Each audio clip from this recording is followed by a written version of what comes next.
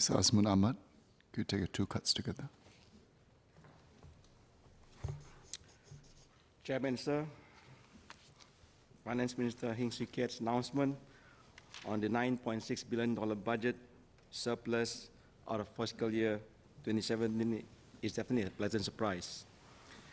It is more than 5 times from the initial surplus forecast of $1.9 billion. It is a news every Singaporean welcome.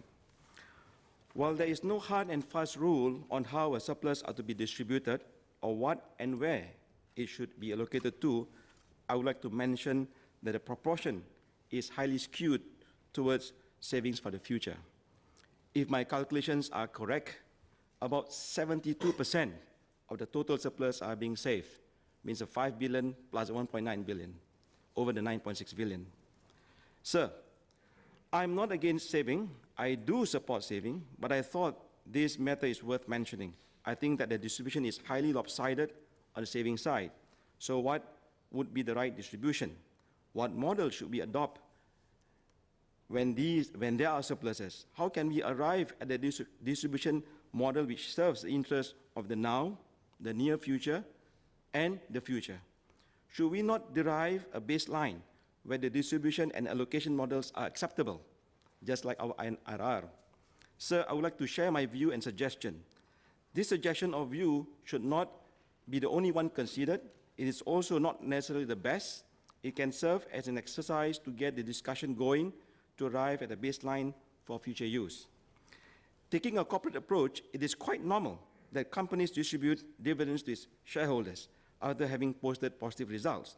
We can frame our surplus distribution model vis-à-vis the dividend payout policy of a company.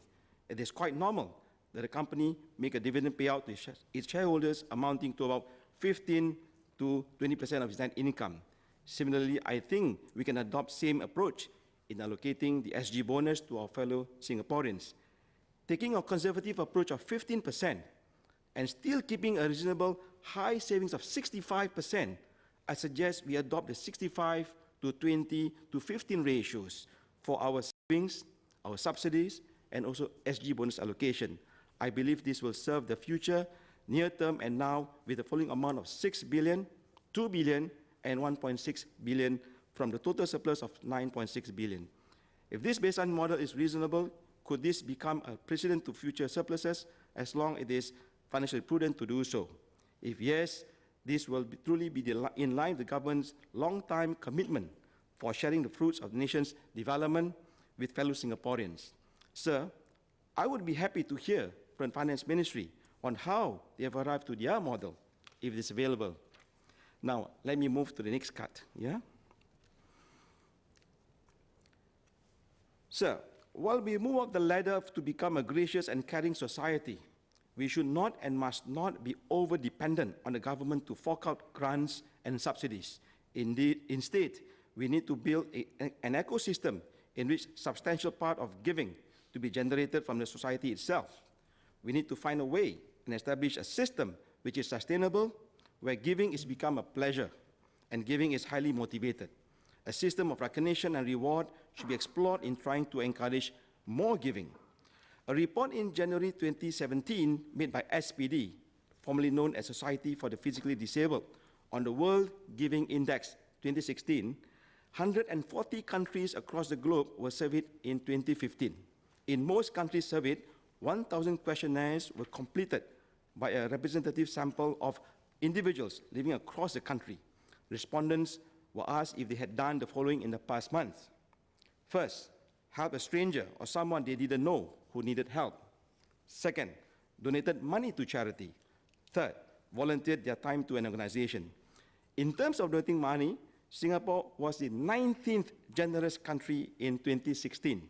Although the ranking has dropped over the past 2 years, the percentage of Singaporeans who donated money has increased from 55% in 2013 to 58% in 2016. It is heartening to hear from the Minister that 250% tax deduction for qualifying donation will be extended for another 3 more years until 2021. I am certain this gesture is very much welcomed by charities and organizations alike that depend on donations to fund their operations and that rely on this tax deduction as a way to encourage donors to donate to the organization. I believe it is a significant quantum to donors, which could make a difference between giving more or remain as it is. The 250% tax deduction promotes the spirit of giving among Singaporeans and encourages them to play a part in contributing back to the society to help others in need. This can be seen by the increase in donations by $0.7 billion between 2011 and 2015. While this increase is good and encouraging, is it enough? My time with a non-profit organization has shown me that large injection of funds is sometimes needed, especially when initiatives and programs need to be rolled out. The large cash outlay goes towards recruiting new staff, setting up new infrastructure, training existing staff, and other expenses needed to kickstart a new program. This need for a large amount of funds often cannot be fully supported by donations received from the public. Rather, government grants and large donations from foundations and philanthropists make the difference on whether the new program can be launched and implemented effectively. As such, while 250% tax deduction is appreciated by all, I am of the opinion that more can be done to make giving more attractive, especially donors from the upper income band. To encourage more Singaporeans to donate, I would like to suggest a model for progressive tax deduction for donors, which will take on a similar approach to the progressive tax imputation on our income received. This proposal will mean that instead of a flat rate of 250% for all donations, the tax deduction rate increases with the quantum of donation given. And much like how income is broken down into bands to compute income tax rates, the same can be done for donations. Tax deductions can begin at 200% and increase in quantum of 50%, reaching a maximum rate of 500%. The suggested model will make donating large amounts more attractive. As such, the objective is not only will this encourage more donors to donate, it will encourage high net worth donors in our midst to donate even more, which will benefit our charities and organizations. This, in turn, will mean that the organization will have to develop new and better programs to extend their reach to others who may be in need but have yet to be served. All in all, such a progressive tax deduction model will have a far-reaching effect and that will benefit Singaporeans as a whole. I truly hope that the government can consider the suggested progressive tax deduction for donors and study on its feasibility for implementation. Thank you.